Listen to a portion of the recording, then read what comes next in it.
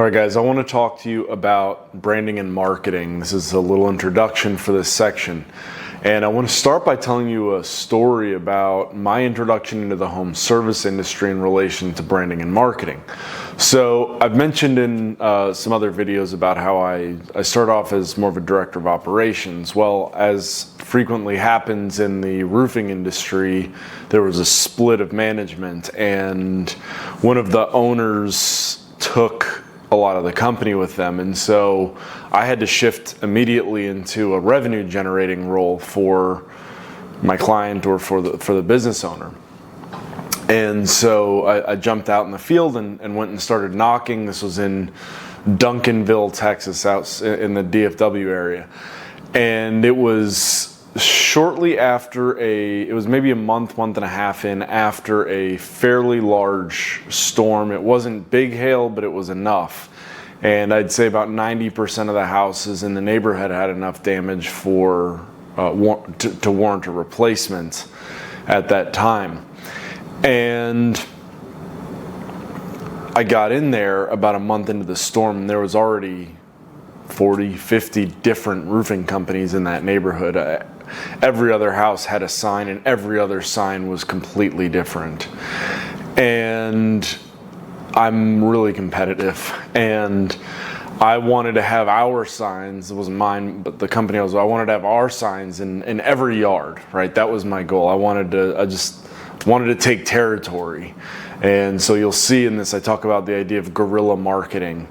And one of the things that I realized is if I'm going to have any kind of branding for my company, I want it to stand out in the sea of other companies. I want to be able to put my sign, my truck, my door hangers, whatever it is, I want my branding to be able to sit in a sea of 100 other companies, 100 other contractors.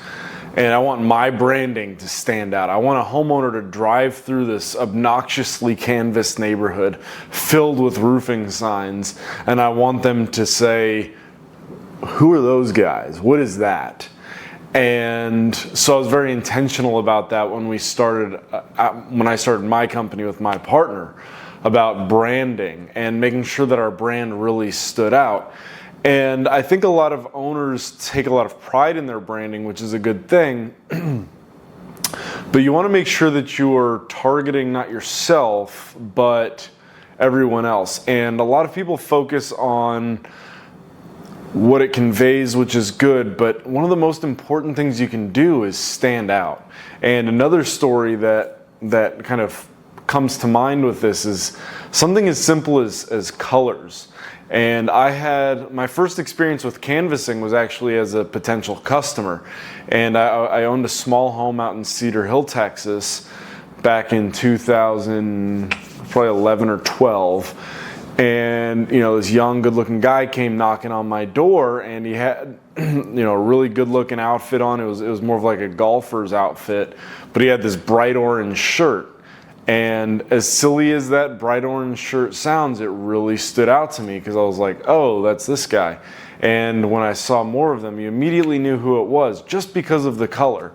And so some of those things often get taken for granted. So from a branding perspective, what I really want you to think about with your branding here is, how much does my branding stand out? Not do I like it, but not even necessarily what does it convey, although that's very important as well.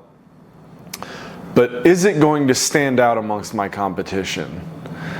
And if not, what can I do to alter that? And that's one of the things that I love to do. I love playing with logos. I think it's a very fun thing. I love playing with branding and company presentation, all of that, and then making sure that we're putting out a lot of that product. So as you guys step into this section on branding and marketing, be thinking not just about branding and marketing in terms of how many people you're being exposed to, but also in terms of the quality that they are being exposed to.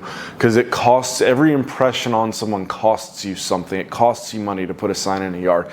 It costs you money to put a logo on a website. It costs you money to put your advertising on Google or Facebook or Instagram or wherever you're doing your advertising, it costs money to do mailers. It costs money to wrap trucks. These are expenses. These are resources that are being used. And so if you're going to be in front of people, you want to make sure that you are really putting something in front of them that's going to stand out. And that's one of the things, again, that we specialize in, is figuring out how do you get branding. Final story on that, the company that I had owned, it was maybe in the first year or two, and we kept our costs very low. We had one, maybe two trucks to begin with. And it's funny because between the trucks and the way we did our signs, we did a couple things very special with both of them and with our logo and our branding and colors. But it's funny because people would come up to me, oh, I see your trucks everywhere. Oh, I see your signs everywhere. And at the time, we were a very small company. In our first year, we did maybe $2 million. And we had, two trucks. I think we only had one at the time, actually. We ended up having these big box trailers, and we did all kinds of crazy branding stuff. But at the time, I think we had one truck. And I can't tell you how many people would come up, oh, I see your trucks all over the place. And it's not because we had a lot of trucks, it's because the branding it was not even a nice truck. It was an old kind of beat up truck, but with a nice wrap on it. And with our particular branding, it really stood out. And constant comments, constant compliments, and it made us look a lot bigger than we were at the time, which helped us continue to expand. And so keep that in mind as you guys are thinking about your branding. And then from a marketing standpoint, once you've got that really good quality branding that's going to stand out, the next question becomes, how can I get this in front of as many people as possible? How can I make my brand famous? And we can talk about this a little bit in other content and other videos. But really what you want to focus on here is, within your budget, how do you do a good job of protecting that budget?